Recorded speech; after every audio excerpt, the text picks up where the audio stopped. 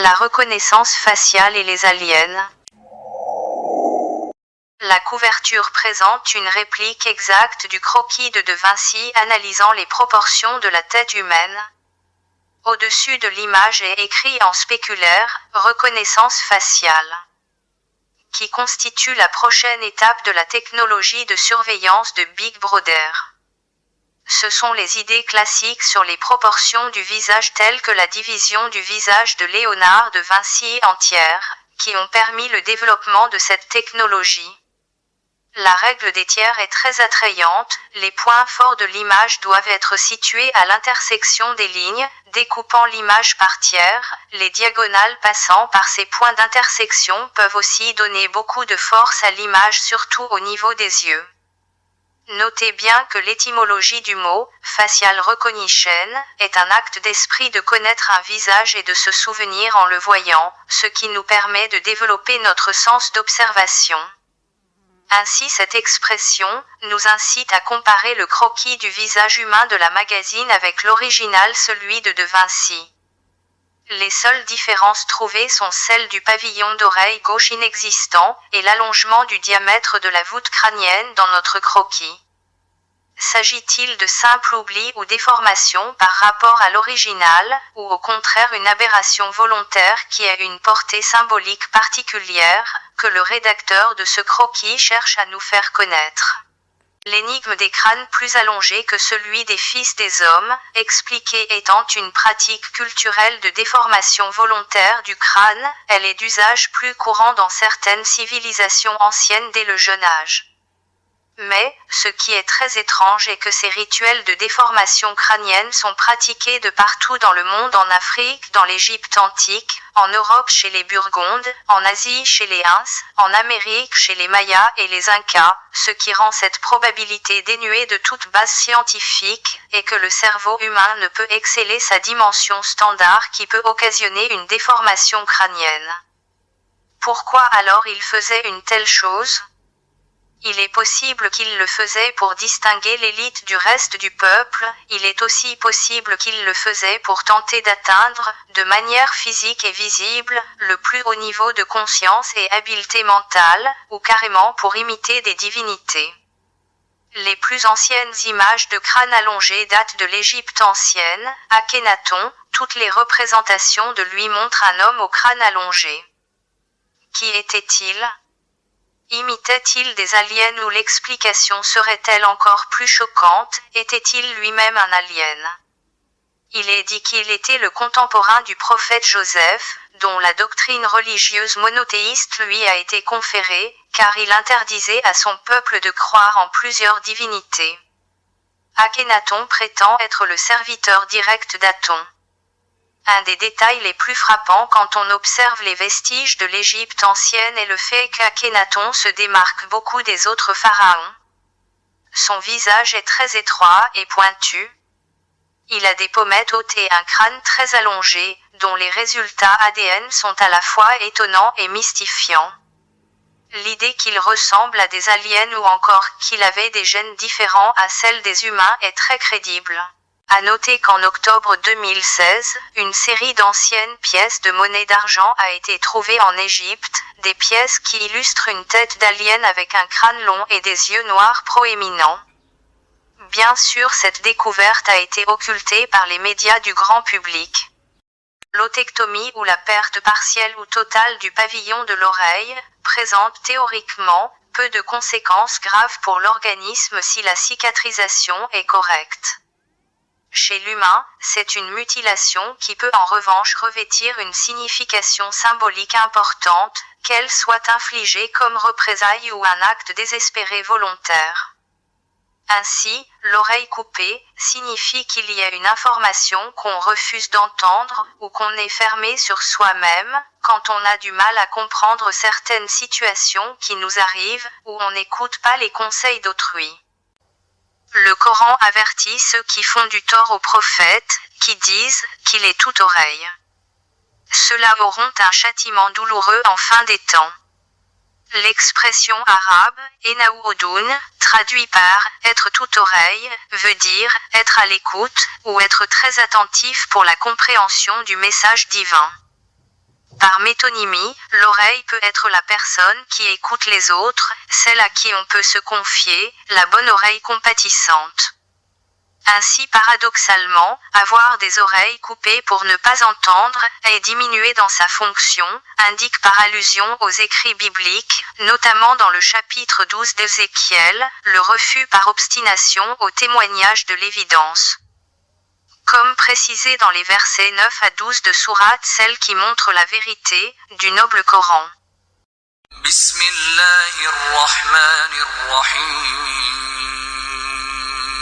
وجاء فرعون ومن قبله والمؤتفكات بالخاطئة فعصوا رسول ربهم فأخذهم أخذة رابية إنا لما طغى الماء حملناكم في الجارية لنجعلها لكم تذكرة وتعيها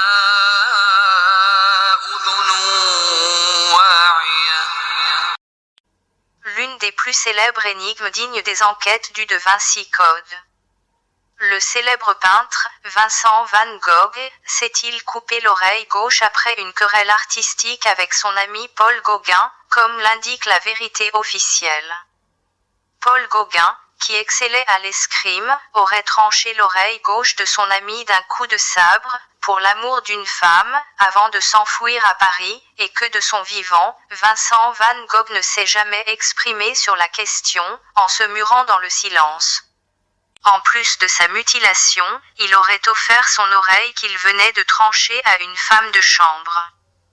On peut donc considérer l'acte prémédité du peintre d'automutilation de ses propres parties relevant du rite sacrificiel, évoquant la propitiation, les orgies sanglantes, telle l'ablation de l'index des mains dans certaines sectes religieuses extrémistes, perpétuant un ancien rite égyptien, afin d'honorer des divinités.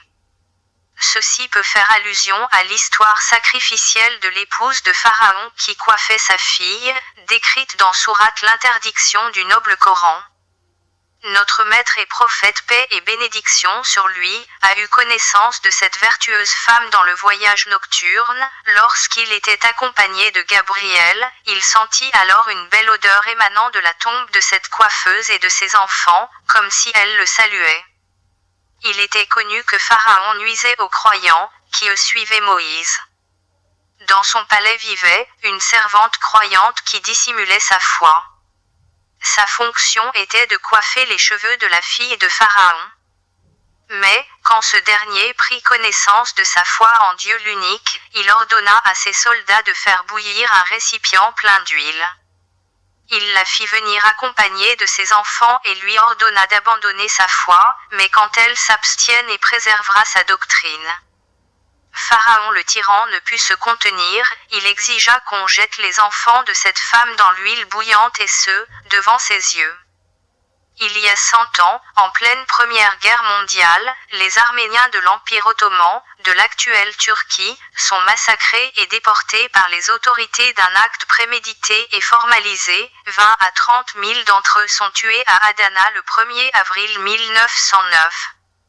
C'était le premier génocide du XXe siècle, sous prétexte de déplacer les populations pour des raisons militaires, qu'ils n'étaient pas des éléments sûrs, qui pouvaient aller s'allier avec la Russie contre l'Empire ottoman. 1 million d'Arméniens sont dépouillés de leurs biens, et entre 1,2 et 1,5 million selon les estimations ont été tués froidement. Le gouvernement allemand, allié militaire de la Turquie, censure alors les informations sur le génocide. À l'issue du procès de Constantinople, en 1919, les jeunes Turcs responsables sont condamnés à mort par contumace pour leur rôle dans le génocide des Arméniens, mais la sentence ne sera pas exécutée, même après leur défaite à la guerre. Le traité de Lausanne qui fut signé en juillet 1923, qui dessine les frontières de la Turquie actuelle, mais décrète surtout l'amnistie générale pour les crimes commis contre les Arméniens. بسم الله الرحمن الرحيم وضرب الله مثلا للذين آمنوا امرأة فرعون إذ قالت رب ابن لي عندك بيتا في الجنة ونجني من فرعون وعمله ونجني من القوم الظالمين. On se demande d'ailleurs quel est ce rapprochement mystique, islamo-judéo-chrétien derrière cette extermination raciale des Arméniens. Le sionisme est une doctrine qui permet le rapprochement de judaïsme rabbinique et talmudique qui nie Jésus et exècre son Église, avec le christianisme moderne occidental, et l'islam fasciste de la doctrine wahhabite, qui se focalisent tous ensemble dans le même culte astral, vénéré jusqu'à ce jour au même lieu de l'ancienne Babylone, la Mecque des fins des temps. Ceci n'est que l'accomplissement final du dessein pharaonique, qui est absolument contraire au plan divin. Ce culte a vu l'accomplissement de son plan déjà au début du XIXe siècle, et a trouvé son mode de réalisation avec l'élimination criminelle de la vraie voie divine à Jérusalem à Baka, et l'édification d'un nouveau lieu de pèlerinage païen à Makkah avec une planification judéo-chrétienne et un financement et une exécution musulmane.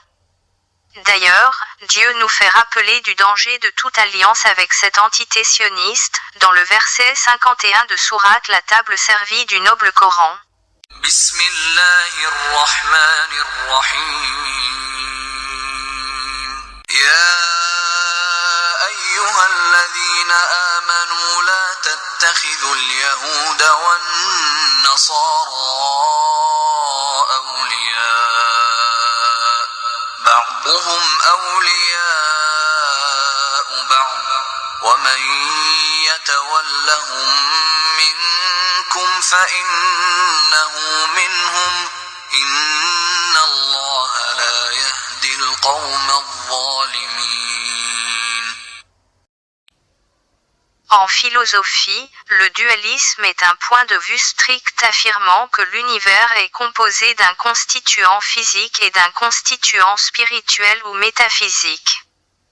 La version la plus connue du dualisme a été formalisée dans la fameuse illustration de René Descartes de 1641. Pareil aux deux figurines situées de part et d'autre du croquis, elles se concentrent toutes sur un organe central du cerveau humain, la glande pinéale.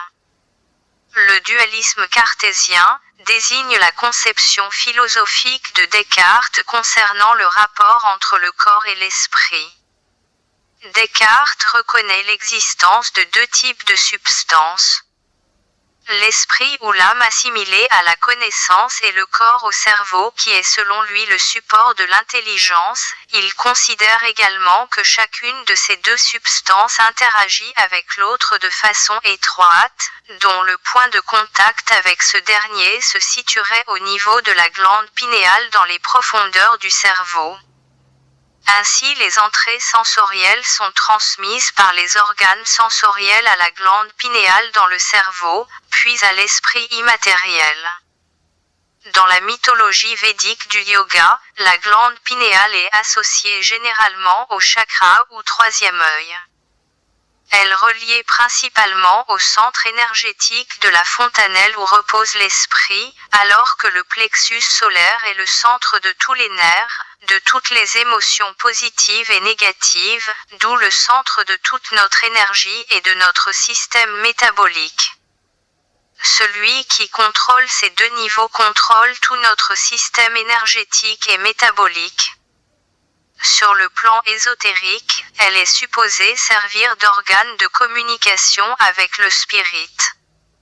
Outre sa position au sommet du crâne, elle est désignée par la montagne de la Bible, où se fait la communication avec le Très-Haut.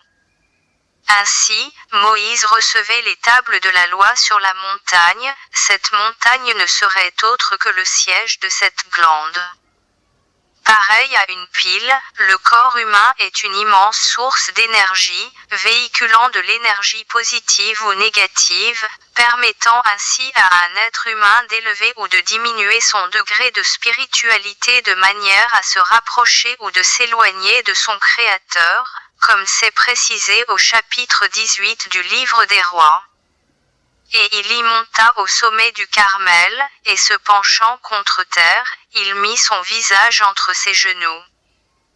Ainsi, le dualisme oppose souvent, de façon caricaturale, l'idéalisme de Platon au prétendu matérialisme d'Aristote, comme en témoigne le geste de chacun des deux philosophes dans ce détail d'une fresque du peintre Raphaël de 1510, qui élucide parfaitement l'expression coranique du verset 176 de Sourate les Murailles. Et si nous avions voulu, nous l'aurions élevé par ses enseignements, mais il s'inclina vers la terre et suivit sa propre passion.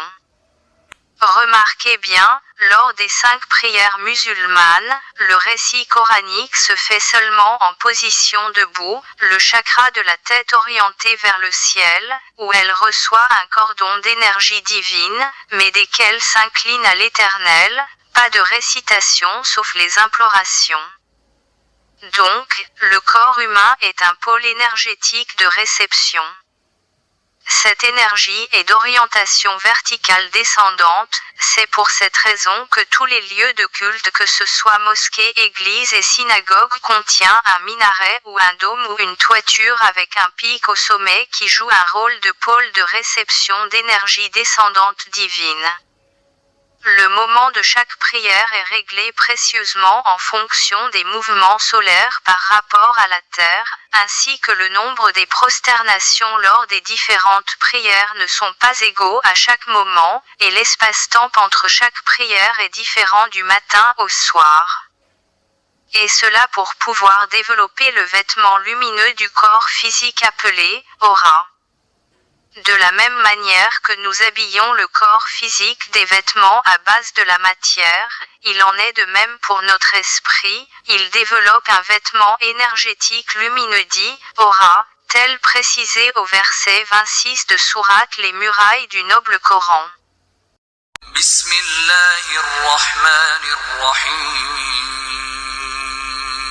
يا بني آدم قد أنزلنا عليكم لباسا يواري سوآتكم وريشا ولباس التقوى ذلك خير ذلك من آيات الله لعلهم يذكرون.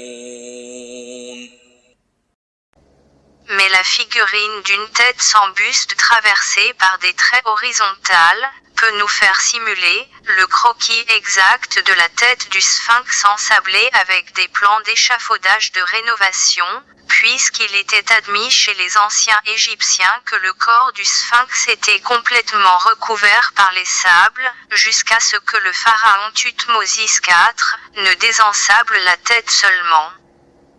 Toutefois, de nombreuses zones d'ombre demeurent. Qui le sphinx représente-t-il? Dans quel but a-t-il été construit? Et pourquoi à cet endroit? Jerry Cannon et Malcolm Hutton estiment que le sphinx doit avoir été taillé dans un bloc unique qui pèse environ 1000 tonnes, et s'accordent à dire qu'il remonte bien avant Khéphren, bâti il y a à peu près 12 500 ans. Il faut comprendre que depuis l'Antiquité le sphinx a subi de multiples restaurations, surtout au début du XIXe siècle, dont les dernières consistaient en rajout d'épaisses couches de briques et de pierres, qui ressemblent visiblement à d'immenses barres de carton-pâte. Certains archéologues suggèrent même que le sphinx détérioré et retaillé par les pharaons en visage humain était en fait un lion, regardant vers la constellation du lion. Mais, était-il donc possible de retailler de telles structures à cette époque en resculptant un visage de lion en un visage humain? En effet, il faut comprendre leur insistance sur ce sujet de transformation, juste pour éviter de demander à qui appartenait ce visage qui date bien avant l'ère des pharaons, et qui semble se diriger bien loin de la constellation de Lion. Ce qui est bien curieux à savoir, c'est que dans les textes des pyramides, non seulement on parle d'un chacal dit encore Anubis, celui qui a la tête d'un chien, il est nommé aussi l'ouvreur de chemin. Mais à deux fois, on cite Anubis, comme celui de la hauteur de l'Ouest, en sachant que la seule hauteur centrale en Basse-Égypte est le plateau de Gizeh. Donc, selon le mythe osirien, le sphinx tout à fait à l'origine aurait bien pu représenter Seth, ou Anubis étalant ses deux pattes, en référence au chien de garde de la caverne. Au point de vue orientation, le sphinx regarde plein est, lorsque le soleil se lève le jour des équinoxes. Ainsi, le regard du sphinx s'aligne et s'oppose curieusement avec le temple de la Kaaba à la Mecque. Autre chose, il faut savoir qu'il existait dès 1930, des documents archéologiques attestant de façon irréfutable la découverte de tunnels et de chambres souterraines. Nous tenons cela du plus grand archéologue égyptien Salim Hassan, qui avait découvert avec son équipe une cavité souterraine anormale à une dizaine de mètres sous le sphinx, faisant à peu près 8 mètres sur 12, avec des parodies d'environ 16 mètres de haut, on dirait un hôtel pour des géants. Et depuis, pour aucune raison, les fouilles ont été interdites sous le sphinx. Alors que ce soi-disant acquis ne fait le plus souvent que participer à un habile montage destiné à endormir l'humanité dans de pseudo-certitudes. Tout un chapitre de l'histoire est zappé par nos archéologues, bien sûr sous la bienveillance directive de nos élites, en collant toujours l'image des pyramides avec celle des pharaons d'Égypte. Mais la vérité est ailleurs, des dizaines de milliers de squelettes de 20 à 50 mètres de long ont été retrouvés dans différents lieux, puis détruits aussitôt, de peur de déclencher une panique mondiale, en les assimilant généralement à des entités extraterrestres. Alors qu'il s'agit en effet d'une civilisation qui a vécu des siècles bien avant les pharaons, et qui selon les révélations, sont assimilés aux géants du peuple date. C'est des colosses qui peuvent atteindre 30 à 50 mètres de longueur, ils ont survécu plus de 2000 ans sur Terre, et ce sont eux les véritables bâtisseurs des pyramides. Une description divine de leur édifice jamais égalé, et de leur mode de vie outrancier sur terre, est si bien détaillée dans Sourate les poètes du noble Coran.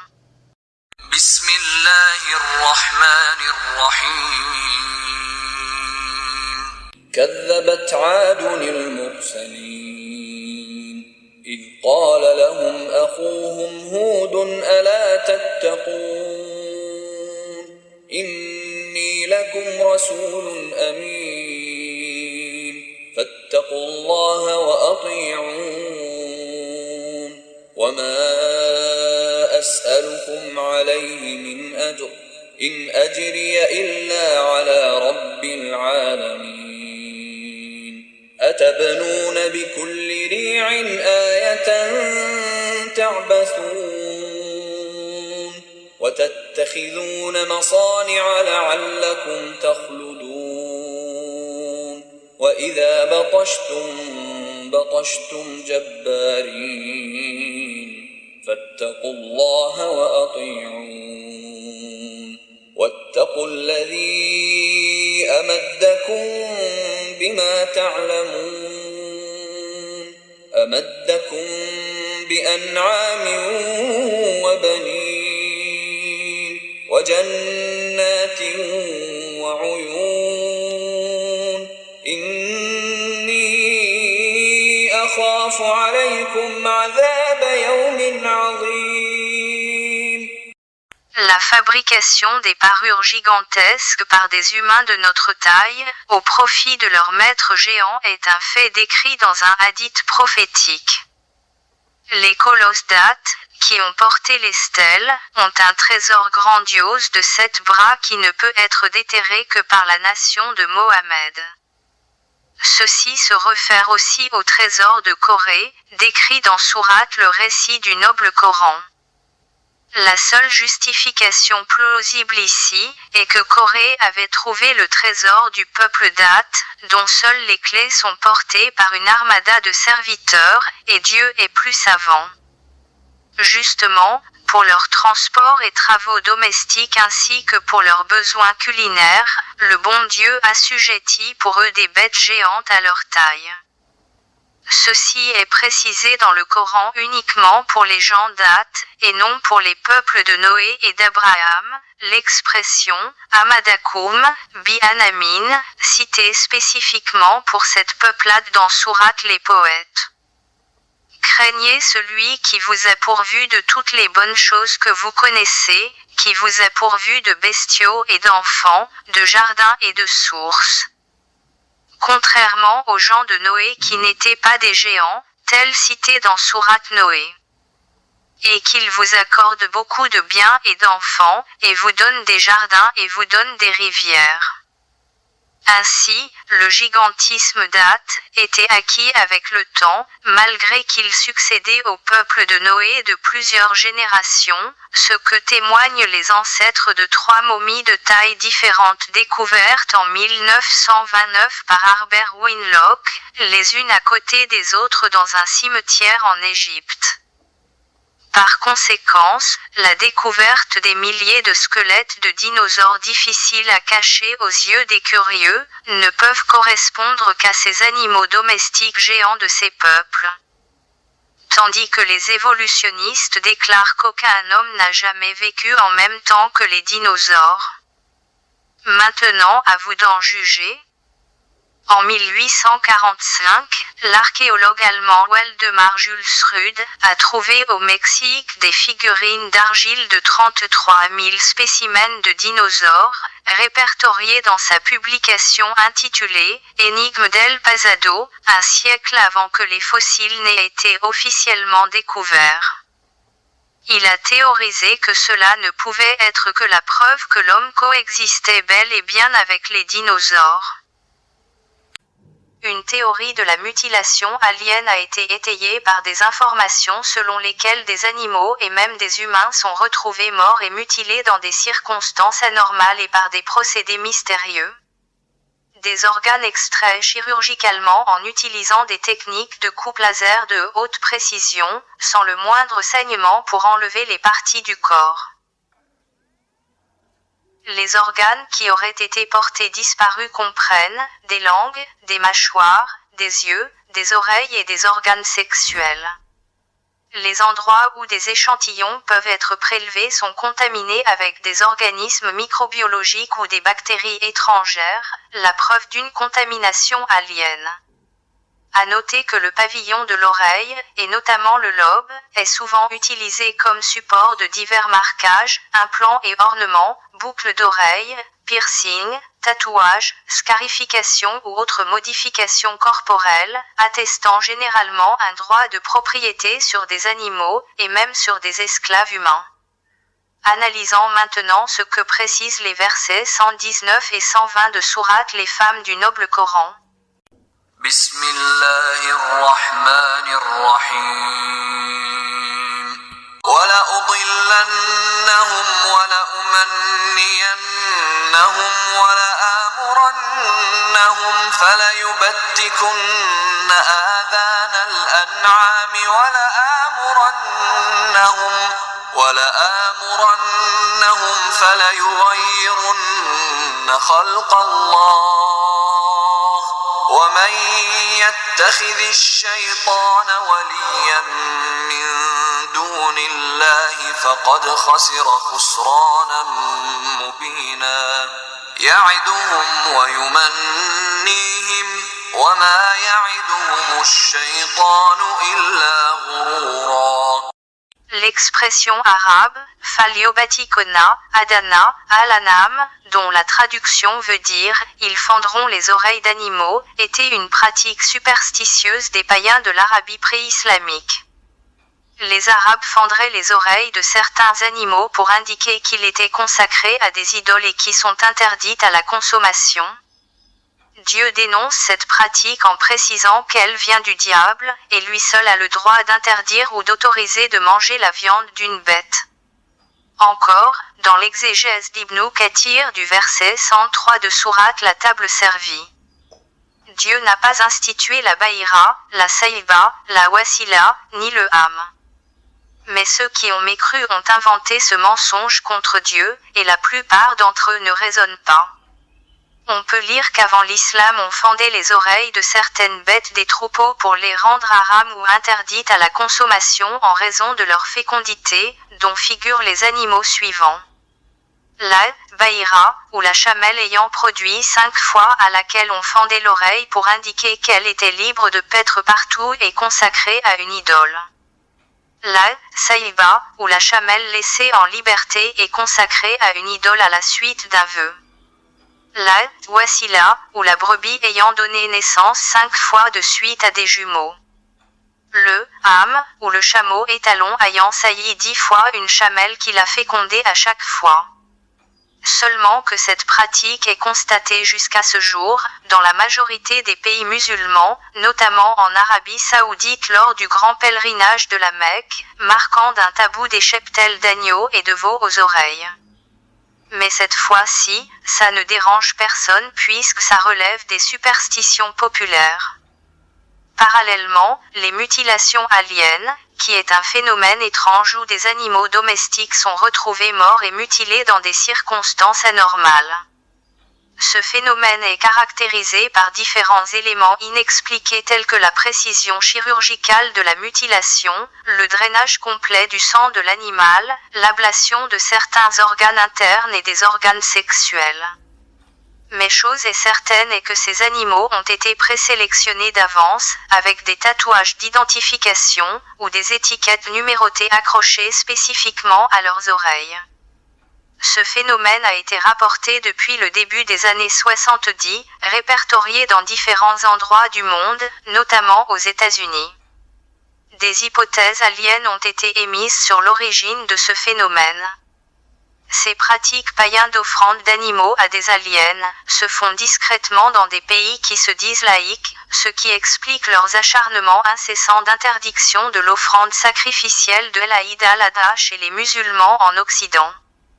Conformément à ce qui est cité dans le verset 196 de Sourate la vache du noble Coran, en précisant que, si nous sommes empêchés d'accomplir le pèlerinage en son lieu exact, alors en droit faire un sacrifice qui nous soit facile, et de ne pas raser nos têtes avant que l'offrande n'ait atteint son lieu d'immolation. Ce qui suggère impérativement que l'offrande sacrificielle lors du pèlerinage ne peut se faire que dans un lieu précis, pour qu'il ait atteint son lieu exact d'immolation, et qu'on puisse après se raser les cheveux de la tête comme signe de purification et de désacralisation, comme c'est précisé nettement dans le croquis, avec le crâne rasé de l'homme de Vinci. En effet, dans l'Ancien Testament le passage qui aborde le sujet de la purification dans le geste du rasage des cheveux de la tête se résume dans le chapitre 5 du livre d'Ézéchiel, versets 1 et 5, et qui doit se faire uniquement lors du pèlerinage du temple de Jérusalem.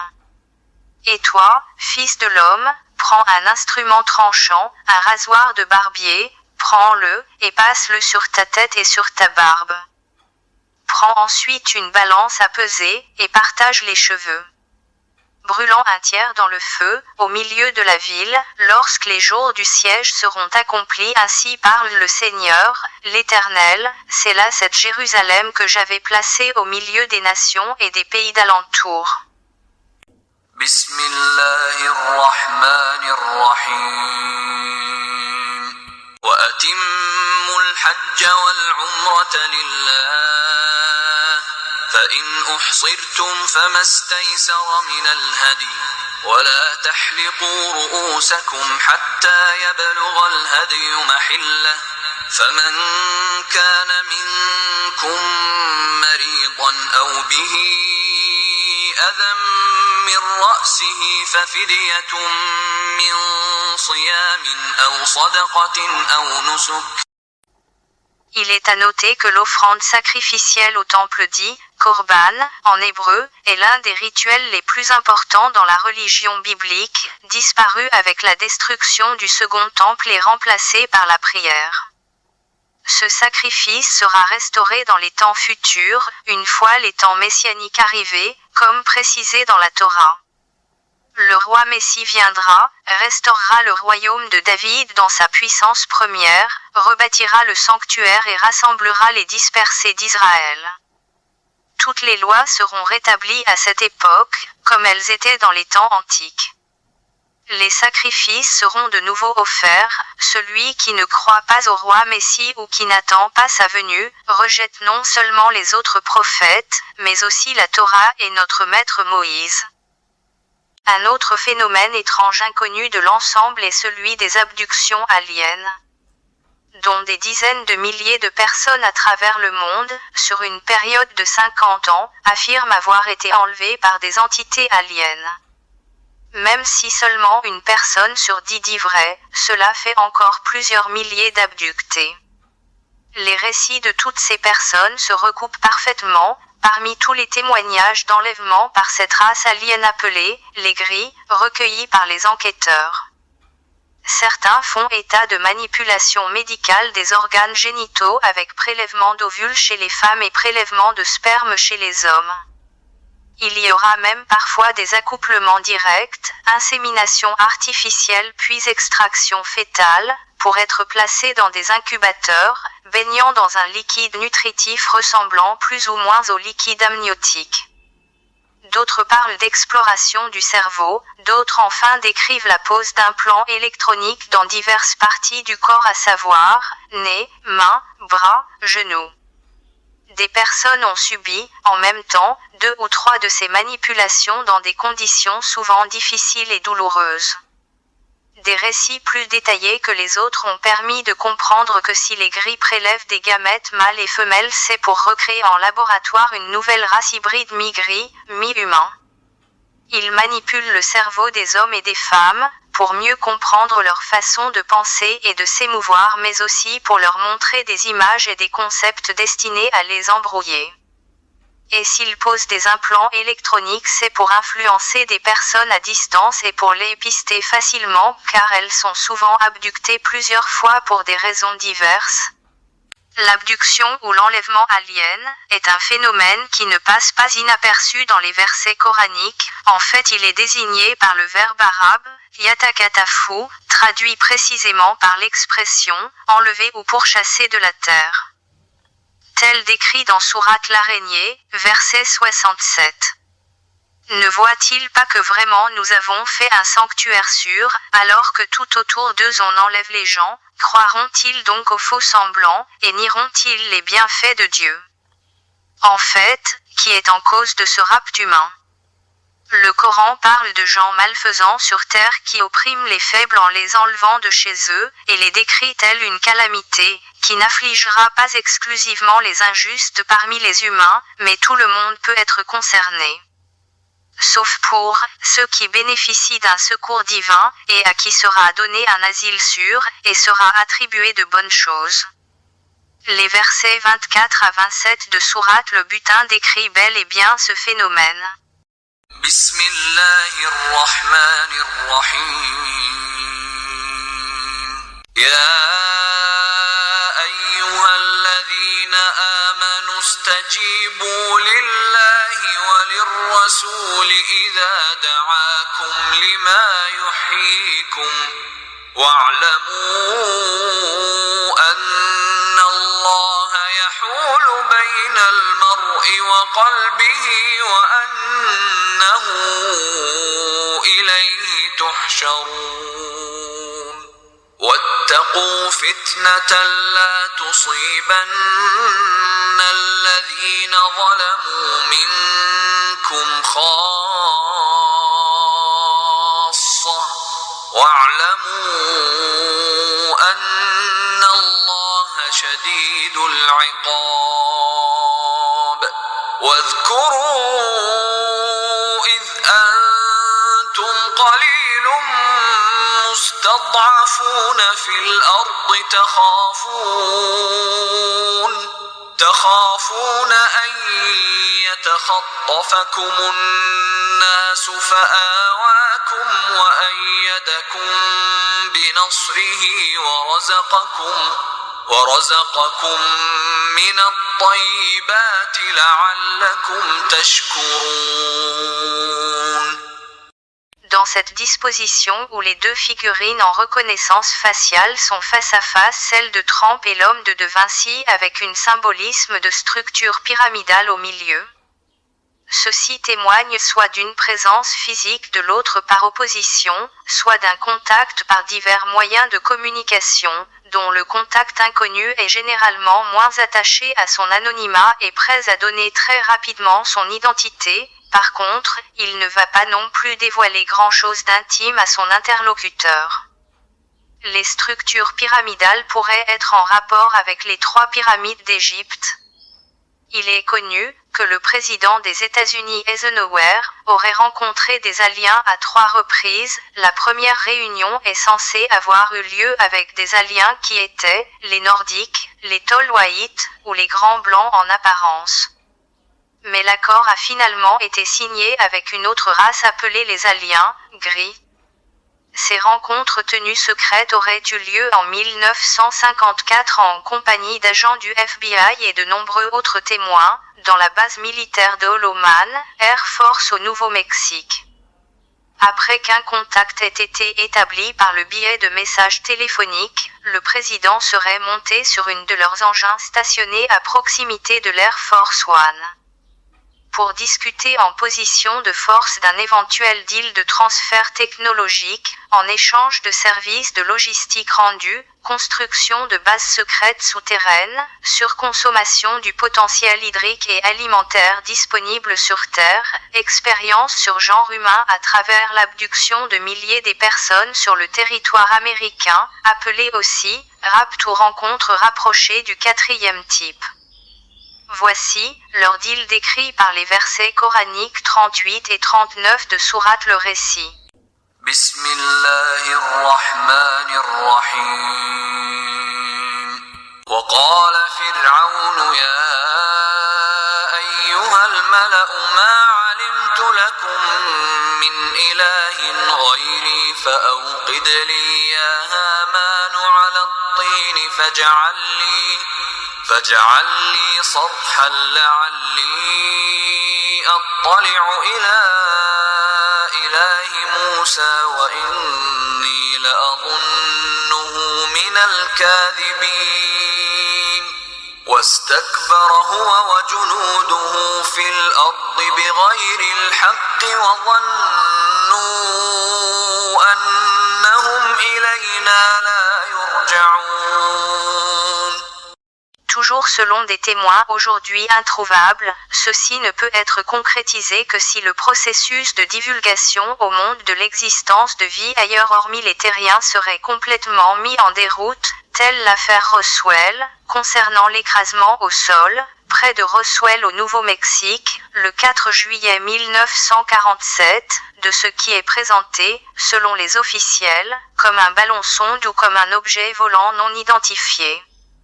Ce crash qui allait être suivi de beaucoup d'autres, on le découvrit plus tard, furent en fait provoqués involontairement par un radar très puissant installé sur le mont Wilson. En mars 1948, 2 vaisseaux aliens furent découverts près d'Aztec au Nouveau-Mexique et 17 corps au total furent extraits des 2 appareils mais aussi et surtout une importante banque d'organes prélevés sur des êtres humains. Il n'y avait plus de doute, la Terre était envahie par des aliens extrêmement dangereux. Un blackout total fut alors mis sur l'affaire, le secrétaire à la Défense, James Forrestal, voulut tout dévoiler, il fut éliminé par des agents secrets de la CIA. Ces créatures de l'ombre ne ressemblent à aucune autre race humanoïde. Leur corps semble être à la fois dégénéré et hybride, ils sont de petite taille d'1,20 m en moyenne, leurs corps sont frêles et leurs membres sont longs et minces, les bras arrivant à la hauteur des genoux. Leur peau, de couleur gris verdâtre, dépourvue de poils. Par contre, certains témoins ont vu de petites écailles qui recouvraient leur peau, comme chez les reptiles. Leurs mains ne comportent que 4 doigts reliés entre eux par une fine membrane. Ils ont une grosse tête, et leur bouche est très fine, à peine esquissée, sans aucune dent et elle est fermée par une membrane qui empêche l'ingestion d'aliments. Ils n'ont pas de nez, juste 2 protubérances à peine visibles qui font office de narines. Ils n'ont pas d'oreilles, juste 2 petits trous de chaque côté du crâne. Leurs yeux sont énormes, noirs et en amande. Ils ne possèdent pas d'organes reproducteurs, ils sont asexués. Ils n'ont pas d'organes digestifs, ils semblent se nourrir par absorption au travers de leur peau, ils ont besoin de protéines que leurs organismes ne fabriquent pas ou en quantité trop faible. Ils trouvent ces molécules indispensables dans le sang et les muqueuses des animaux.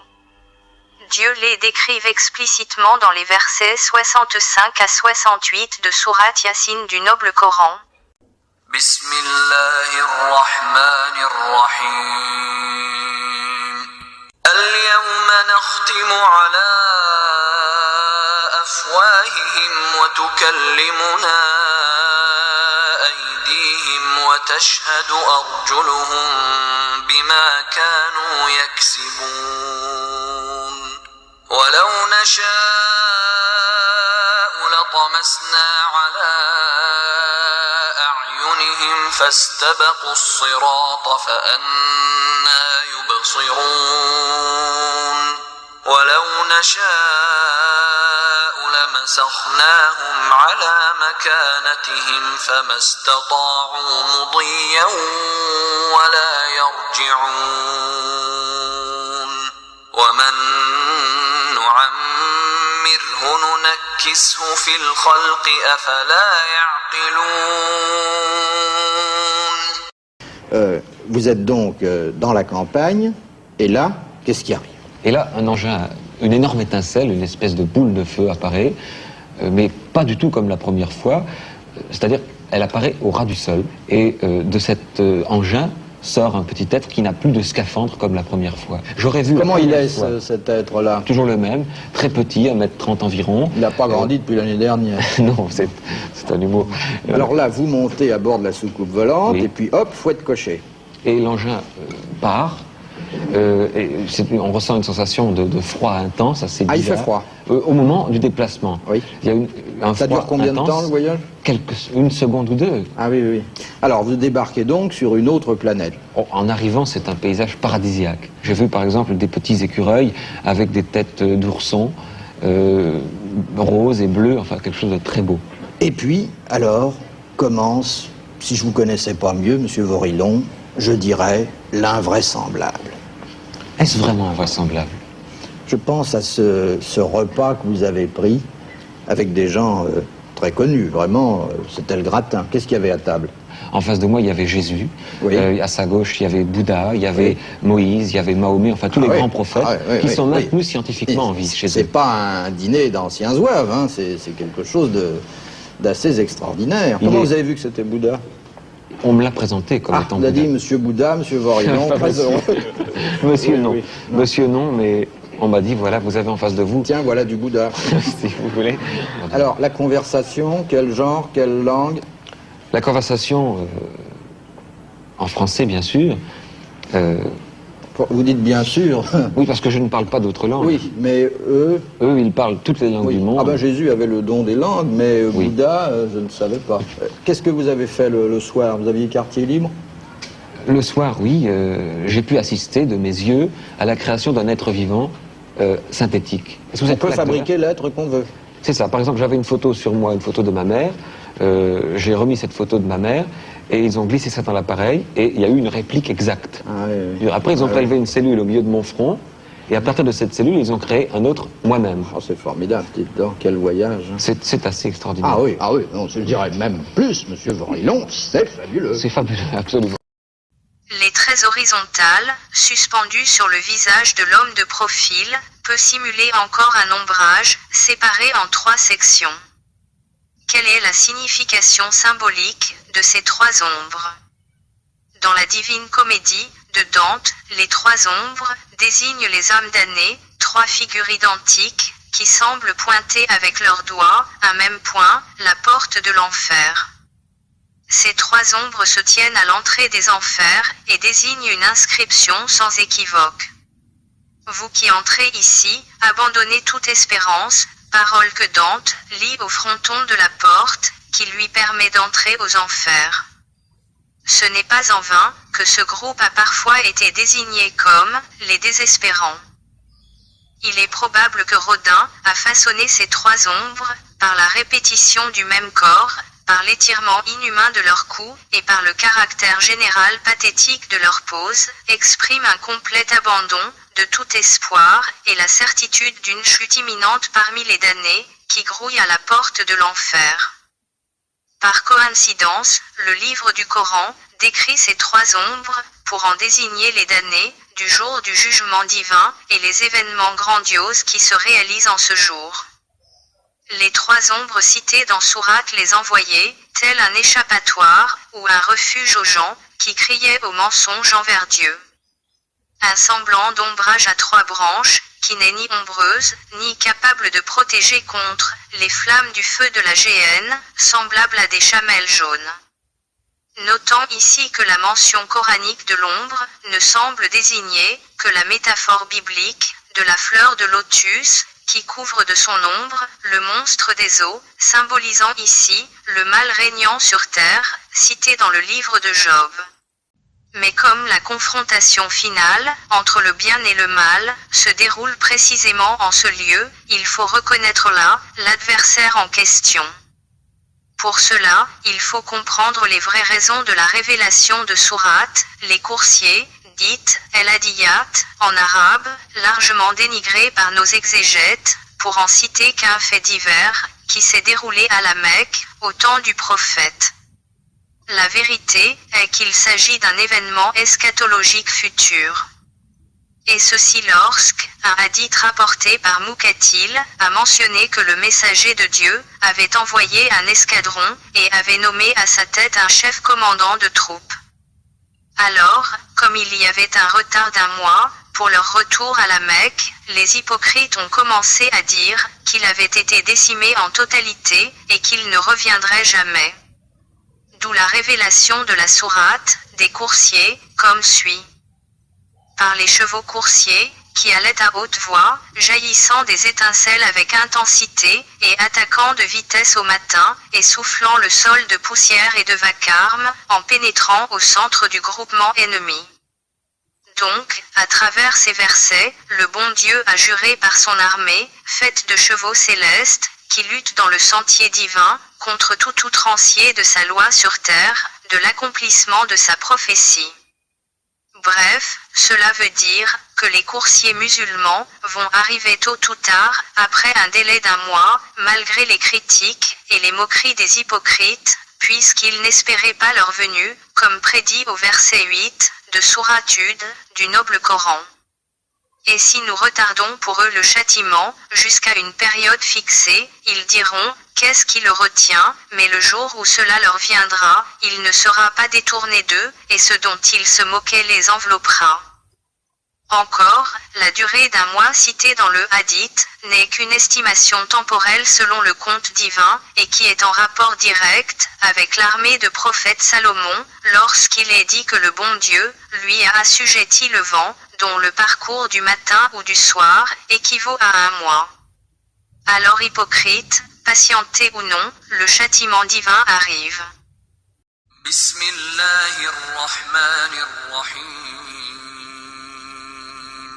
ويل يومئذ للمكذبين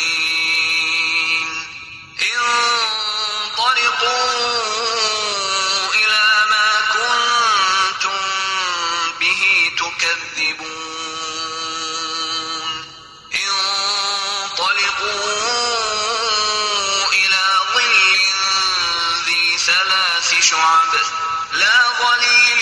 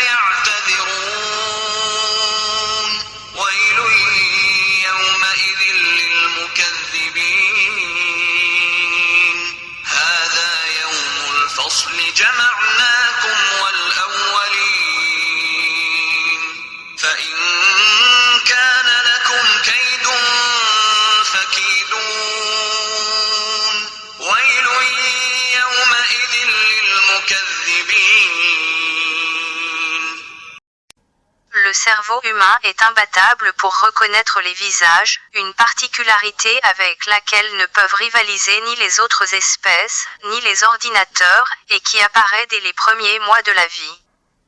Les aires du cerveau spécialisées dans la reconnaissance des visages sont déjà bien définies chez les enfants à partir du 4e mois de la vie. Cette découverte pourrait aussi, dans un second temps, aider à dépister et comprendre l'autisme dans les stades précoces, puisque l'une des particularités de l'autisme est un problème récurrent dans la reconnaissance des visages. À l'évidence, les personnes autistes présentent des difficultés pour analyser les visages, ces déficits représentent même une caractéristique majeure des troubles sociaux exprimés dans cette population, et l'un des indices les plus précoces de leur profond déficit social est leur incapacité à porter attention aux visages qui les entourent. Puisqu'on sait que l'autisme est dû à des anomalies neurodéveloppementales complexes, caractérisées par des difficultés dans les interactions sociales et la communication, et des comportements. Ceci peut être extrapolé à un véritable phénomène de notre société contemporaine, décrit par l'agissement d'une doctrine radicale et sectaire qui s'est individualisée au sein de la population musulmane, dont ce qu'on peut assimiler à un phénomène appelé communément « choc des civilisations ».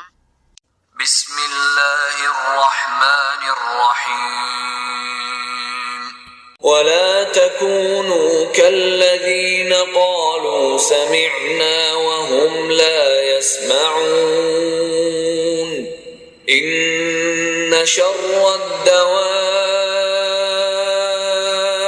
عند الله الصم البكم الذين لا يعقلون ولو علم الله فيهم خيرا لأسمعهم ولو أسمعهم لتولوا وهم معرضون. Pourtant, il ne faut pas aller très loin pour y voir une lecture discutable de ce qui est en train de se produire dans la scène mondiale, et aussi d'y voir un piège qu'il faudrait à tout prix éviter. La première objection est que les victimes de ce choc mené par les groupes islamistes ne sont pas seulement ce que nous voyons aujourd'hui, puisque l'immense majorité des victimes du terrorisme dans le monde sont d'autres musulmans, tués non pas parce qu'ils étaient de mauvais musulmans, mais pour les terroriser et les soumettre à leur doctrine. De l'Afghanistan au Nigeria, du Caucase à l'Algérie, l'histoire des 4 dernières décennies s'écrit en lettres de sang, d'abord dans le monde musulman. Il n'est donc pas légitime d'en faire un combat entre islam et occident, le piège qui nous est tendu est justement de réagir comme si la civilisation occidentale était la seule visée, et devait donc se défendre contre les tenants d'une autre civilisation. Les terroristes de la doctrine wahhabite auraient alors gagné, car ils auraient transformé l'ensemble des musulmans en coupables présumés de leurs crimes. Dans la tragédie attique, des 7 contre Thèbes, qui raconte une attaque et une défense de la ville mythique, à 7 portes, Polynice, l'assaillant thébain, est accusé de porter la guerre contre la terre patrie. Tandis qu'Étéocle, son défenseur, proclame qu'il va porter secours à la terre maternelle. Malgré que tous deux, Étéocle et Polynice, mènent un combat opposé au nom d'une même cause, le héros Antigone qui a payé cher de sa vie, en s'interposant dans ce duel fratricide, estime que la maison paternelle était l'enjeu commun des 2 frères, qui n'ont finalement gagné par leur mort qu'une part du tombeau paternel. Par la suite, Étéocle avouait avoir été prévenu par des songes prémonitoires, qu'il faudrait en venir au partage du patrimoine, pourtant toujours refusé. Alors que, ce qui était en défaveur de Polynice, est le fait qu'il est armé des étrangers, contre Thèbes.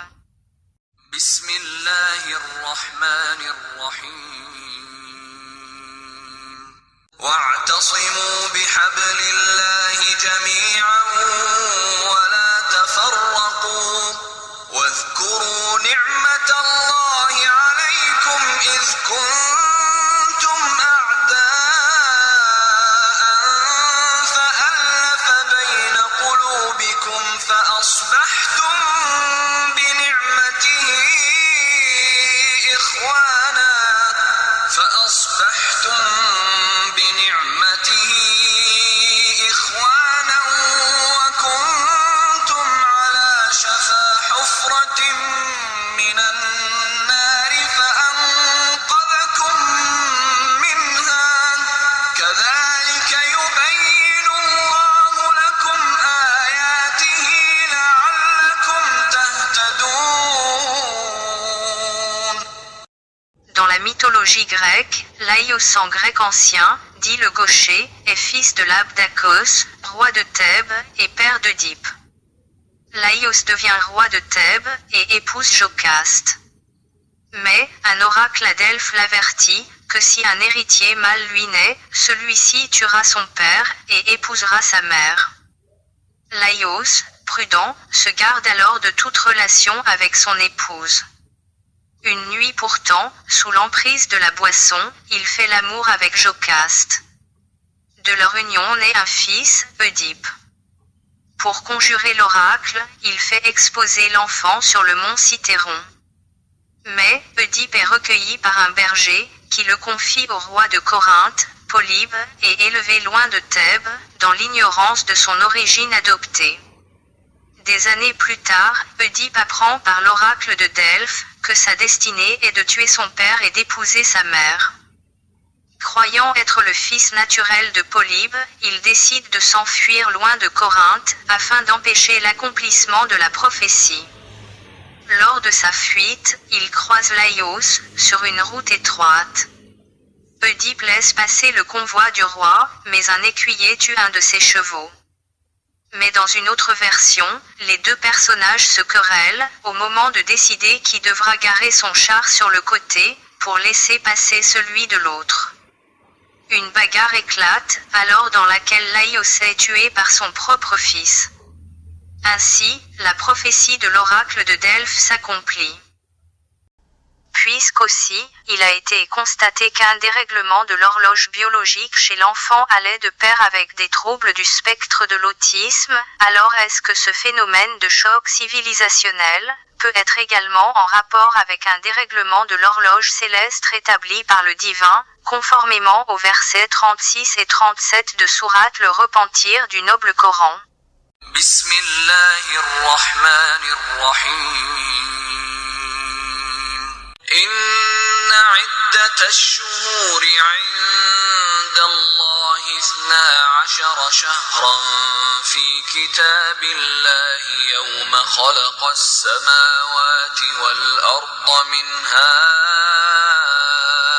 4 حرم ذلك الدين القيم فلا تظلموا فيهن أنفسكم وقاتلوا المشركين كافة كما يقاتلونكم كافة واعلموا أن الله مع المتقين. Abi Bakra a rapporté un hadith cité dans Bukhari et Muslim, lorsque le prophète paix et bénédiction sur lui faisait le pèlerinage d'adieu, qui eut lieu en l'an 10 de l'Hégire. Le temps a repris son cours tel qu'il était à son origine quand Dieu créa les cieux et la terre. Par ce hadith, on comprend que notre prophète a réglé les pendules du temps céleste, au moment de son dernier pèlerinage en Terre Sainte. Par ce fait, le calendrier arabe au début de l'islam était superposable au système de calcul original établi par Dieu à Moïse, et tel que pratiqué dans le temple de Jérusalem. En suivant ce calendrier sacré, les mois sacrés des musulmans tombent en même temps que les jours de fête bibliques. Ainsi, les musulmans et les juifs de temps du prophète ont observé le vrai calendrier comme une question de foi. La méthode de calcul du mois intercalaire, qui arrive 7 fois tous les 19 ans, est assez simple. Ce système qui prédit exactement avec précision les fêtes religieuses bibliques et coraniques, était utilisé sans difficulté pendant des millénaires, jusqu'à ce que le croissant soit introduit à partir du paganisme d'un système formalisé dans le judaïsme au IIIe siècle, sous le rabbin Hillel II, et qui semble tirer ses origines des Sumériens de la Grande Babylone. En effet, les erreurs se sont introduites à une époque plus tardive, après la mort du prophète, par le paganisme et le mysticisme, forçant le mois de l'année Hégire à commencer sur le croissant au lieu de la conjonction, qui était la façon dont il était calculé à l'époque de la Bible. Ce système était déjà répandu dans l'ère pré-islamique dans tout le Moyen-Orient essentiellement par les tribus paganisées de la péninsule arabique. Notez que du point de vue fiqhi, on peut commencer seulement le jeûne du Ramadan, ainsi que la rupture de jeûne de l'Aïd el-Fitr, sur la base d'une observation du croissant, tandis que le début de n'importe autre mois hégire n'est pas marqué, non pas par le début d'une nouvelle lune, mais par la conjonction. Mais est-ce là, ce que Dieu a commandé, et est-il l'auteur de la confusion dans ses saintes écritures bibliques et coraniques? Certainement pas. Il ne semble pas y avoir de doute que le prophète de l'islam observait les fêtes bibliques, mais qu'il n'était pas en accord avec le système d'ajournement juif. Il est enregistré dans les textes sunnites comme ayant trouvé les juifs en train de jeûner le 10e jour de Muharram, qui était Yom Kippour, dit « jour du grand pardon ». Le prophète est enregistré par le hadith comme ordonnant le jeûne le 10e jour de Muharram, qu'il avait déclaré comme Ashura, sauf qu'il est cité comme s'il s'agissait d'une pratique qu'il a ensuite adoptée, mais d'après le texte du Coran, cela ne peut être correct. Il a, semble-t-il, trouvé des gens ne jeûnant pas et leur a ordonné de jeûner, et à ceux qui jeûnaient de continuer à jeûner, donc il ne fait aucun doute qu'il a observé un calendrier différent mais lié, puisqu'il avait jeûné la veille avant eux cette année-là. À noter aussi qu'Ashura n'est pas un jeûne facultatif comme le prétendent aujourd'hui à tort nos additistes, mais un jeûne absolument obligatoire de l'année. Encore, il est faux de croire que le premier de Muharram en 622 était en juillet, puisque c'était à Médine que le prophète a vu les Juifs observer le 10e jour de Muharram, ce jour tombait toujours un jour de septembre. D'ailleurs, le prophète n'a pas non plus observé le calendrier islamique actuel comme le suppose le hadith. S'il l'avait fait, il ne serait pas arrivé le 10e jour de Muharram, car en l'an 622, le calendrier islamique moderne le placerait le 10e jour de Rabi Awwal. Par conséquent, il lui est donc impossible d'avoir observé ce calendrier, mais il observait plutôt le calendrier solilunaire de 19 ans selon la conjonction, exempté des ajournements du judaïsme, conformément au verset 5 de Sourate le Tout Miséricordieux, qui relate que le soleil et la lune évoluent selon un calcul minutieux, dont il est question d'un calendrier solilunaire, pour arriver à faire correspondre le cycle des saisons avec celui des mois. Ces calendriers sont basés sur un calendrier lunaire, mais où l'année est ajustée environ tous les 3 ans avec un mois intercalaire, c'est-à-dire on rajoute un 13e mois 7 fois tous les 19 ans, tels que les calendriers hébraïques des Juifs, puniques des Berbères nord-africains et tibétains de la Chine traditionnelle.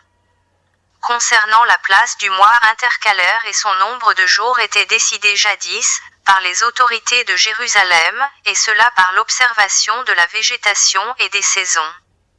L'intercalation a été pratiquée par les Arabes pendant un certain temps avant l'islam, et était la responsabilité des Fukaïm, une tribu des Kinana. Cette pratique aurait ensuite été abolie dans l'islam, non pas par le prophète, mais supposément par le second calife Omar, qui a complètement aboli l'intercalation d'un 13e mois, jetant ainsi l'année hors de la relation avec les saisons que les noms des mois indiquaient. Les noms des mois eux-mêmes montrent étymologiquement que le calendrier était à l'origine fixé aux saisons et aux fêtes bibliques, le Coran le proclame et malgré ces faits connus, les imams pervertissent le système d'adoration. Cet acte provient d'une fausse interprétation de la déclaration du Coran au verset 36 et 37 de sourate Le Repentir, en précisant le nombre de mois auprès de Dieu le jour où il créa les cieux et la terre, et non le nombre de mois dans l'année du compte terrestre, qui est de 12 mois. En plus, cette sourate fut révélée en l'an 631, sur la base d'une tradition du dernier pèlerinage à la Mecque du prophète de l'islam. Cependant, le texte et ses actions attribuées à Omar sont bien plus tardifs, après le siège de Jérusalem en 637. L'intercalation du système sémite a également entraîné la déclaration d'un 13e mois intercalaire par le prince ou Nassi. Il en est donc venu à être appelé le Nassi, qui est également un terme hébreu signifiant prince, désignant tout chef de l'autorité élue à Jérusalem. Ce sont les ajournements qui sont attaqués ici, et non le fait de la nécessité de déterminer le mois intercalaire de l'année. La condamnation du Coran se réfère alors à l'application incorrecte des ajournements et l'annulation complète du mois intercalaire, et cela afin d'ajuster le nombre de mois au calendrier païen babylonien que Dieu a proscrit l'application, rendant par conséquence profane ce que Dieu a fait sacré. بسم الله الرحمن الرحيم إنما النسيء زيادة في الكفر يضل به الذين كفروا يحلونه عاما ويحرمونه عاما ليواطئوا عدة ما حرم الله فيحلوا ما حرم الله زين لهم سوء أعمالهم والله لا يهدي القوم الكافرين. Ainsi, les additistes ont fait une farce du calendrier de Dieu, en utilisant à mauvais escient les paroles de la prophétie et en disloquant le calendrier des saisons et des récoltes des récits bibliques et coraniques. C'est là qu'ils se sont fourvoyés, et que les démons ont pu pervertir la foi par leur hérésie, et ce n'est qu'en rétablissant le vrai calendrier solilunaire, que l'islam pourra se purger des faux enseignements, et revenir à la vraie foi et au culte de l'unique véritable Dieu. Aussi, les 4 mois sacrés où la guerre ne devait pas être menée sauf par contrainte, ont été corrompus bien avant l'islam, par les tribus païennes arabes qui s'étaient éloignées des 4 mois sacrés de la Torah, puis après la mort du prophète par l'introduction du système hilalien, et la mystification volontaire de la période sacrée du pèlerinage et de l'offrande sacrificielle, que les hadithistes ou les gens du hadith ont réduite injustement de plusieurs mois à un seul mois, contredisant ainsi le décret coranique cité dans le verset 197 de sourate La Vache. On comprend dès la lecture de ce verset qu'il y a une incohérence complète avec ce que l'on nous annonce comme période pour la pratique du pèlerinage. Néanmoins, il semble qu'il y aurait une contradiction dans la même sourate, entre l'emploi du pluriel des mois dans le verset 197 et celui du verset 217, où la mention du mois est au singulier, sans que n'apparaisse pour autant dans le texte la volonté de réduire la période initiale de plusieurs mois à un seul mois. En effet, l'emploi du singulier dans la locution « El-Shara » est une synecdoque connue qui désigne le tout par une partie, et que l'on doit donc comprendre comme désignant la sacralité des mois, ou « Ashorin » en arabe. Concernant la détermination des mois connus, il est assez aisé de comprendre quel mois Dieu nous indique, car lui le puissant sur toute chose ne fait qu'une seule distinction dans son Coran concernant les mois de l'année, dont 4 sont sacrés. Les 4 mois sacrés de la foi, qui sont Abib, Iyar et Sivan, en tant que les 3 premiers mois, et Tisri pour le 7e mois selon la Bible, ont été réaffirmés dans le Coran, mais leurs noms n'ont pas été donnés, de sorte que le hadith a également détruit ce lien. Donc, les hadithistes ont falsifié les 4 mois sacrés, en créant un décalage temporel de toutes les fêtes religieuses en suivant un nouveau système de calcul paganisé. et en réduisant la période du pèlerinage sacré au seul mois de Dhul-Hijjah, contrairement à la description divine dans les Écritures. Ainsi, les hadiths ont fait à l'islam ce que le Talmud a fait au judaïsme. بسم الله الرحمن الرحيم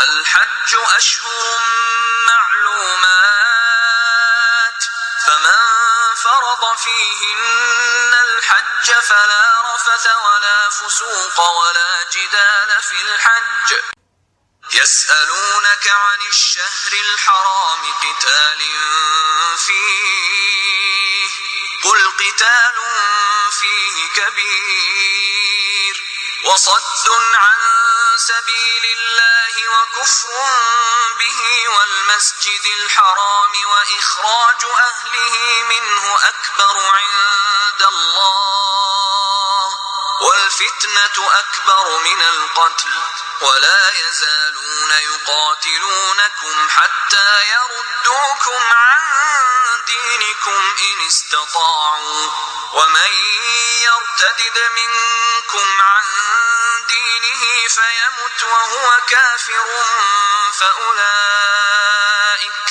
فأولئك حبطت أعمالهم في الدنيا والآخرة وأولئك أصحاب النار هم فيها خالدون.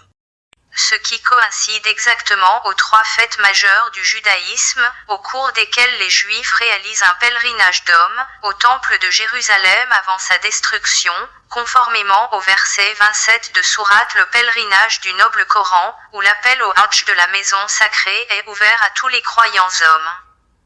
Contrairement à ceux qui insinuent que le pèlerinage est uniquement limité à la secte musulmane, et en incluant dans ce rituel sacré les femmes et les hommes en commun, sachant que le mot arabe, rijalin, est employé dans ce verset pour désigner les hommes en exception, et non pas l'expression arabe, venant à pied, comme prétendent nos exégètes.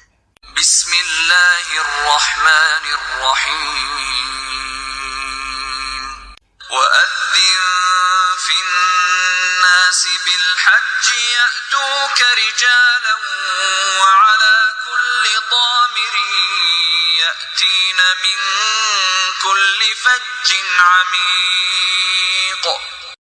En vérité, les musulmans au temps du prophète, comme le judaïsme rabbinique postérieur de la destruction du temple et de l'exil babylonéen, commençaient leur année à l'automne et célébraient toujours les fêtes du printemps et de l'automne décrétées dans le Coran, après les 2 voyages d'hiver et d'été en terre sainte de Jérusalem. Aussi le dernier mois de l'année considéré comme un moment sacré du pèlerinage, où on pratique l'offrande sacrificielle au temple. Ce qui coïncide exactement aux 3 fêtes majeures du judaïsme, au cours desquelles les Juifs réalisent un pèlerinage d'hommes, au temple de Jérusalem avant sa destruction.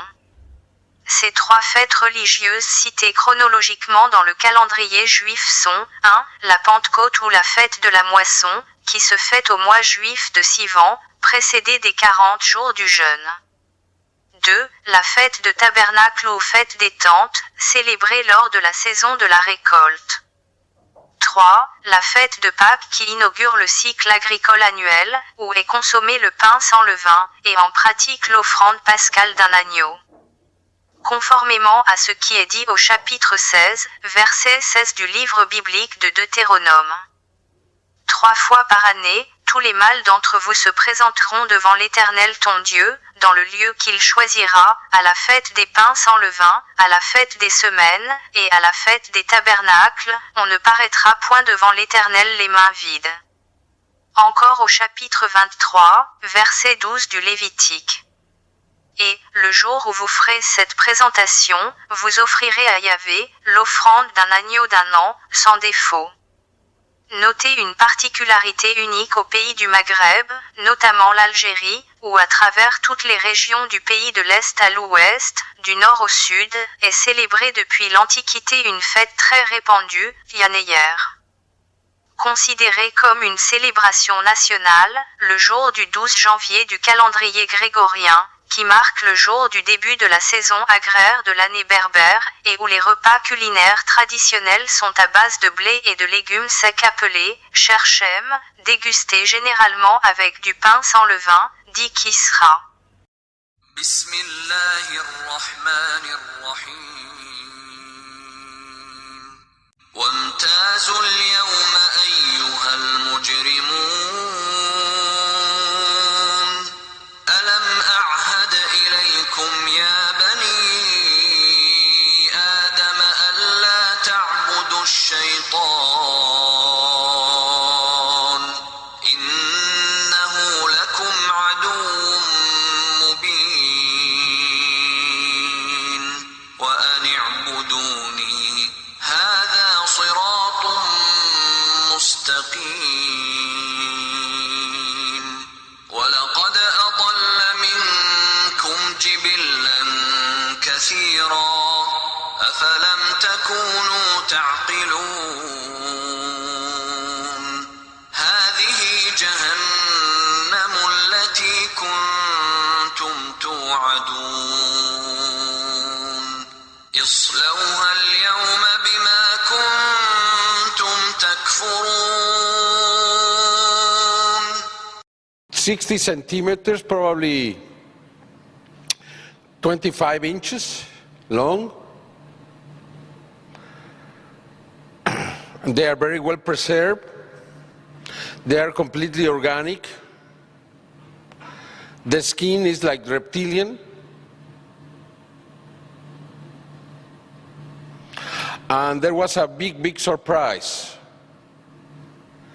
In one of the bodies we found eggs. However, the experts had many doubts about these little creatures because the joints in the legs, in the hands, seems to be separated.